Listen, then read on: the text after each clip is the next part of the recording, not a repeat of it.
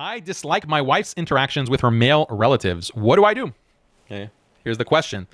My wife and I have been married for a month. She interacts too freely with her male cousins, brothers-in-law, and uncles, and doesn't like it when I say it's wrong for her to chat with them on the phone. She says that I am suppressing and torturing her. She wants a separation because I'm oppressing her. What do I do? Okay, this is another ustaza raida, sheikha. So then it sounds like your wife has had a very different upbringing to you and has different expectations. Okay, so the problem is that she interacts too freely with her male cousins. Okay, that's a problem. Brother-in-law, that's a problem. Uncles, that's mahram. Like your uncle is your mahram. But these others, she shouldn't be freely interacting with them. So looks like you have different expectations, brah. That's the sheikha says. The early years of marriage require a lot of adjustment, patience, and forgiveness. You have only been married for a month. Please give yourself, your wife, and your marriage time. To save your marriage, I suggest that you stop all attempts at controlling her behavior. Focus on building happier memories with her. What is her love language?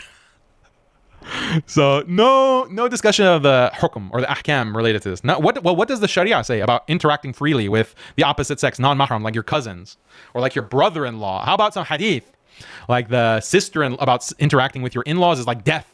You know, and hadith, that's the kind of language that the Prophet ﷺ used to warn against this kind of casual interaction with the opposite sex of the in-laws. No mention of that. But the problem is you're trying to control her. Stop. I suggest that you stop all attempts at controlling her behavior. She's your partner. You don't control her. You don't tell her what to do. Subhanallah. So, okay, please note, okay, this is the mahram part. Your wife's paternal and maternal uncles are mahram. However, her cousins and brother-in-law are not mahram, and it would be praiseworthy for her to exercise dignified restraint for them. It would be praiseworthy. So that's also the wrong hukum. It's not like it's mustahab, right? This is something that's required. Like if you do it, if you're not restrained or you're not like, then that's becomes sinful. But that's judgmental. If you call it a sin, if you say that this is wrong, this is like you're doing something wrong or haram, that's kind of judgmental. But it's praiseworthy if you don't. Like this is twisting. Like you're not actually giving the right ruling. Because if you say it's praiseworthy, that means like you get rewarded for having restraint with your in-laws. It's mustahab. You're going to get rewarded for it. But if you don't restrain yourself, then that's fine too. That's mubah. That's permissible. Wrong. So, however, please do not expect overnight changes. Yeah, it might take a month, it might take a year, it might take 5 years. Don't control her behavior, brah. Reflect on your own difficulties. Would your wife nagging you to change make you feel better or worse? So don't be a nag. Just because she's chatting up her cousins and her cousins are rizzing her up. Her cousins are rizzing her up and she's chatting up her cousins. Don't worry about yourself, brah. Worry about yourself. Okay, so ask yourself, why did you marry your wife? Which of her qualities drew her to you? I don't think her chatting up with non-maharim was one of the qualities that drew me to her. Let's see. I recommend this resource, blah, blah, blah. Oh, now wisdom. Hadith. Treat the Prophet ﷺ says, treat women nicely, for a woman is created from a rib, and the most curved portion of the rib is the upper portion. So if you should try to straighten it, you will break it. But if you leave it as it is, it will remain crooked. So treat women nicely. So this means that you should just not put any consequence or not put like any kind of pressure or not even like tell your wife you're doing something haram, you're gaining sins, like you're going to be accountable to Allah for this, like I forbid you from talking to these people, like they can't come to my house, like none of that. You can put all of that in the trash because the Prophet ﷺ said treat women nicely. Yeah, he did say treat women nicely. According to what the Sharia says, according to the limits and the bounds of the Sharia, this hadith is not some kind of get out of jail free card where women can do whatever they want without accountability. Work with your wife instead of against her. Be her loving and compassionate helpmate to Allah. That's what you are, husbands, to your wife. You're her helpmate. You're not her qawam. You're not her wali. You're her helpmate. You're like a little puppy. Encourage her to sign up for our courses.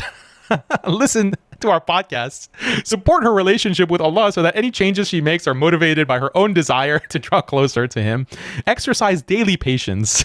Did you practice any sabr when you saw her flirting with her cousin and her brother-in-law? Did you have patience, brother? Because if not, that's a problem. You need some sabr. You need to patiently persevere.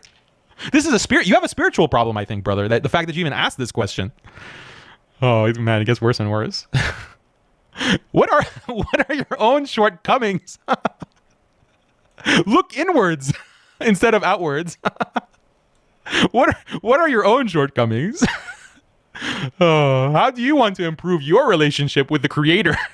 I'll tell you how you can improve your relationship with your Creator. It's like, take control of your family. How about that?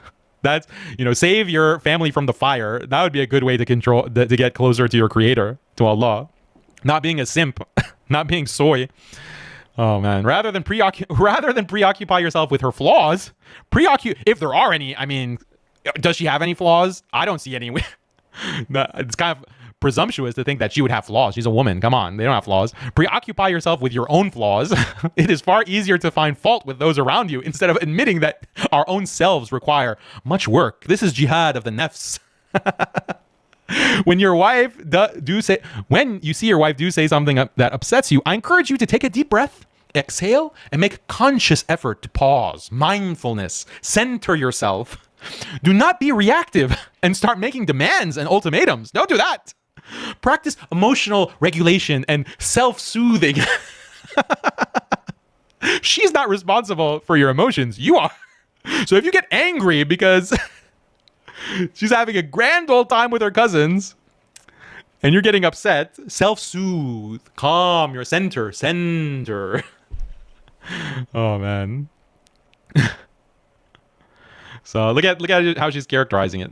So again, another hadith. The best of you is the one who is best to his wife, and I'm the best of you to my wives. Very important hadith from the Prophet sallallahu alaihi wasallam. Beautiful hadith. Love this hadith. We should all be the best to our wives. But does being the best to your wife means no accountability? Just let her do the haram, do what she wants.